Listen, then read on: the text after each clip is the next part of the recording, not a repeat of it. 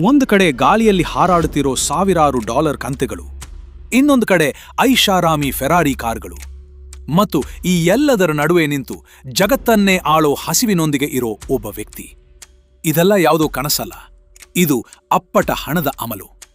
ನೀವು ಸುಮ್ಮನೆ ಯೋಚನೆ ಮಾಡಿ, ನಿಮ್ಮ ಹತ್ತಿರ ಇರೋ 10 ರೂಪಾಯಿಯನ್ನ ಯಾರೋ ಒಬ್ಬ 100 ರೂಪಾಯಿಗೆ ಮಾರಾಟ ಮಾಡಿದರೆ, ಅದು ಕೂಡ ಕೇವಲ 10 ಸೆಕೆಂಡ್ನ ಮಾತಿನಲ್ಲಿ. ಹೌದು, ಇದು ಜಗತ್ತಿನ ಅತಿ ದೊಡ್ಡ ಫೈನಾನ್ಷಿಯಲ್ ಗೇಮ್ನ ಕತೆ. ಇಲ್ಲಿ ಪ್ರಾಫಿಟ್ ಅನ್ನೋದು ಕೇವಲ ನಂಬರ್ ಅಲ್ಲ, ಅದೊಂದು ಎಮೋಷನ್. ಈ ಆಟದಲ್ಲಿ ಒಬ್ಬ ಸಾಮಾನ್ಯ ಹುಡುಗ ಹೇಗೆ ವಾಲ್ ಸ್ಟ್ರೀಟ್ನ ತೋಳಾದ, ಅವನ ಹತ್ತಿರ ಇದ್ದ ಆ ಪವರ್ಫುಲ್ ಸೀಕ್ರೆಟ್ ಏನು? ದಯವಿಟ್ಟು ಗಮನವಿಟ್ಟು ಕೇಳಿ, ಯಾಕಂದ್ರೆ ಈ ಕಥೆಯಲ್ಲಿ ನೀವು ಕಲಿಯೋ ಪಾಠಗಳು ನಿಮ್ಮ ಬ್ಯಾಂಕ್ ಬ್ಯಾಲೆನ್ಸ್ ಅನ್ನೇ ಬದಲಾಯಿಸೋ ಶಕ್ತಿ ಹೊಂದಿವೆ. ಆದ್ರೆ ಈ ಸಾಮ್ರಾಜ್ಯದ ಅಡಿಪಾಯ ಬಿದ್ದಿದ್ದು ಹೇಗೆ ಅಂತ ನೋಡೋಣ ಬನ್ನಿ. ಜಾರ್ಡನ್ ಬೆಲ್ಫೋರ್ಟ್ ಅನ್ನೋ ಒಬ್ಬ ಹಸಿದ ವ್ಯಕ್ತಿ ವಾಲ್ ಸ್ಟ್ರೀಟ್ಗೆ ಎಂಟ್ರಿ ಕೊಟ್ಟಾಗ ಅವನ ಕೈಯಲ್ಲಿ ಏನೂ ಇರಲಿಲ್ಲ. ಆದರೆ ಅವನ ಹತ್ತಿರ ಒಂದು ಅದ್ಭುತವಾದ ಸೇಲ್ಸ್ ಸ್ಕ್ರಿಪ್ಟ್ ಇತ್ತು.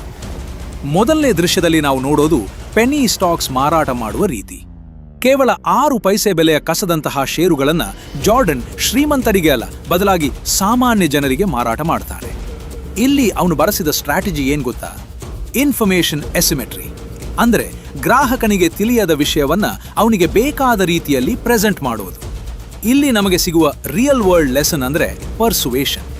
ನೀವು ಒಂದು ವಸ್ತುವನ್ನ ಮಾರಾಟ ಮಾಡ್ತೀರಾ, ನೀವು ಒಬ್ಬ ವ್ಯಕ್ತಿಗೆ ಒಂದು ಭವಿಷ್ಯದ ಕನಸನ್ನ ಮಾರಾಟ ಮಾಡ್ತಿದ್ದೀರಿ. ಆದರೆ ಜಾರ್ಡನ್ ಮಾಡಿದ್ದು ಸ್ಕ್ಯಾಮ್. ನಾವು ಇದನ್ನ ಲೀಗಲ್ ಆಗಿ ಮಾಡಬೇಕಂದ್ರೆ ನಮ್ಮ ಪ್ರಾಡಕ್ಟ್ ಮೇಲೆ ನಮಗೆ ಅಚಲವಾದ ನಂಬಿಕೆ ಇರಬೇಕು. ವ್ಯಾಲ್ಯೂ ಇಲ್ಲದ ವಸ್ತುವನ್ನ ಮಾರಾಟ ಮಾಡೋದು ಕ್ರೈಮ್, ಆದರೆ ವ್ಯಾಲ್ಯೂ ಇರೋ ವಸ್ತುವನ್ನ ಕಾನ್ಫಿಡೆನ್ಸ್ನಿಂದ ಮಾರಾಟ ಮಾಡೋದು ಬಿಸ್ನೆಸ್. ಸರಿ, ಕೇವಲ ಷೇರುಗಳನ್ನು ಮಾರಾಟ ಮಾಡೋದ್ರಿಂದ ಜಾರ್ಡನ್ ತೃಪ್ತನಾಗ್ಲಿಲ್ಲ. ಅವನಿಗೆ ಬೇಕಾಗಿದ್ದು ಒಂದು ದೊಡ್ಡ ಸಾಮ್ರಾಜ್ಯ. ಅಲ್ಲಿಗೆ ಶುರುವಾಗುತ್ತದೆ ಸ್ಟ್ರಾಟನ್ ಓಕ್ಮಾಂಡ್ ಅನ್ನೋ ಕಂಪನಿ. ಇಲ್ಲಿ ಒಂದು ಸೀನ್ ಇದೆ. ಜಾರ್ಡನ್ ತನ್ನ ಟೀಮ್ಗೆ ಟ್ರೈನಿಂಗ್ ಕೊಡ್ತಾನೆ. ಅವನು ಹೇಳೋದು ಒಂದೇ ಮಾತು: ಫೋನ್ ಎತ್ತಿ, ಆ ಕಡೆ ಇರೋ ವ್ಯಕ್ತಿ ನಿಮ್ಮ ಮಾತಿಗೆ ಒಪ್ಪುವವರೆಗೂ ಕೆಳಗಿಡಬೇಡಿ. ಇದನ್ನ ಅವನು ಸ್ಟ್ರೈಟ್ ಲೈನ್ ಪರ್ಸುವೇಷನ್ ಅಂತ ಕರೀತಾನೆ. ಅಂದ್ರೆ ಒಬ್ಬ ಕಸ್ಟಮರ್ನ ಮನಸ್ಸನ್ನ ಎಲ್ಲಿಂದ ಬೇಕಾದರೂ ಶುರು ಮಾಡಿ ನೇರವಾಗಿ ಕ್ಲೋಸಿಂಗ್ ಕಡೆಗೆ ತರೋದು. ಈ ಸೀನ್ನಲ್ಲಿ ಪವರ್ ಇರೋದು ಅವನ್ ಕಮಾಂಡಿಂಗ್ ವಾಯ್ಸ್ ಮತ್ತು ಅಥಾರಿಟಿಯಲ್ಲಿ. ಬಿಸ್ನೆಸ್ನಲ್ಲಿ ನೀವು ಎಷ್ಟು ವಿಷಯ ತಿಳಿದಿದ್ದೀರಿ ಅನ್ನೋದಕ್ಕಿಂತ ಹೆಚ್ಚಾಗಿ ನೀವು ಆ ವಿಷಯವನ್ನ ಎಷ್ಟು ಗಟ್ಟಿಯಾಗಿ ಹೇಳ್ತೀರಿ ಅನ್ನೋದು ಮುಖ್ಯವಾಗುತ್ತೆ.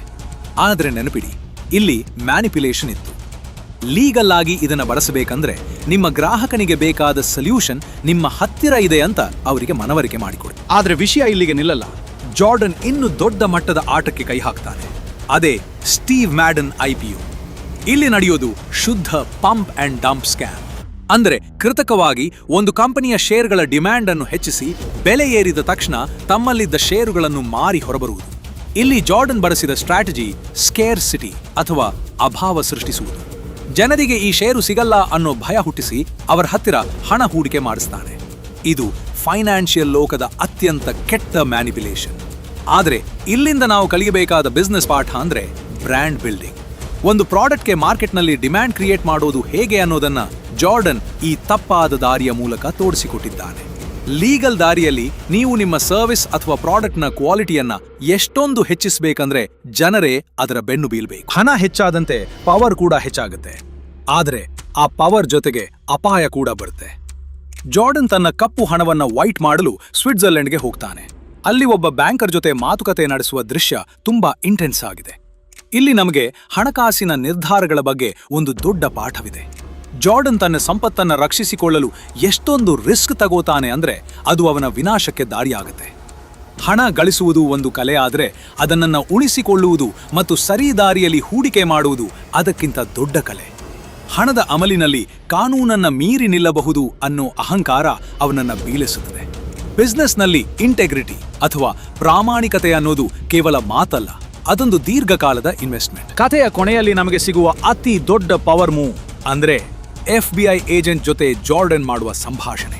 ತನ್ನನ್ನು ಹಿಡಿಯಲು ಬಂದ ಆಫೀಸರ್ನನ್ನೇ ಲಂಚದ ಮೂಲಕ ಕೊಂಡುಕೊಳ್ಳಲು ಪ್ರಯತ್ನಿಸುತ್ತಾನೆ. ಇಲ್ಲಿ ಅವನ ಓವರ್ ಕಾನ್ಫಿಡೆನ್ಸ್ ಅವನಿಗೆ ಮುಳುವಾಗುತ್ತದೆ.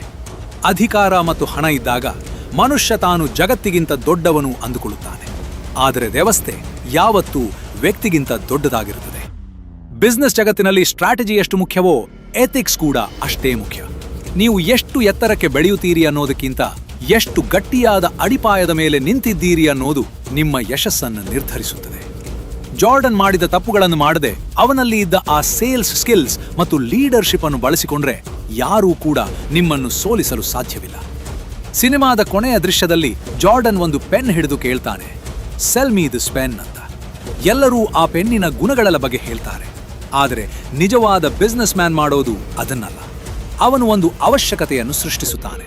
ಅಂದರೆ ನೀವು ಬಿಸ್ನೆಸ್ ಮಾಡಬೇಕಂದ್ರೆ ಮೊದಲು ಜನರ ಸಮಸ್ಯೆಯನ್ನು ಗುರುತಿಸಬೇಕು, ಆ ಪೆನ್ ಬೇಕು ಅನ್ನೋ ಪರಿಸ್ಥಿತಿಯನ್ನು ನಿರ್ಮಿಸಬೇಕು. ಇದೆಲ್ಲವನ್ನೂ ನೋಡಿದ ಮೇಲೆ ನಿಮಗೆ ಒಂದು ವಿಷಯ ಅರ್ಥವಾಗಿರಬಹುದು. ಹಣ ಅನ್ನೋದು ಕೇವಲ ಒಂದು ಸಾಧನ.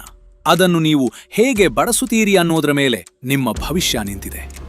ಆದರೆ ಈ ತೋಳನ ಕಥೆ ಇಲ್ಲಿಗೆ ಮುಗಿಯುವುದಿಲ್ಲ.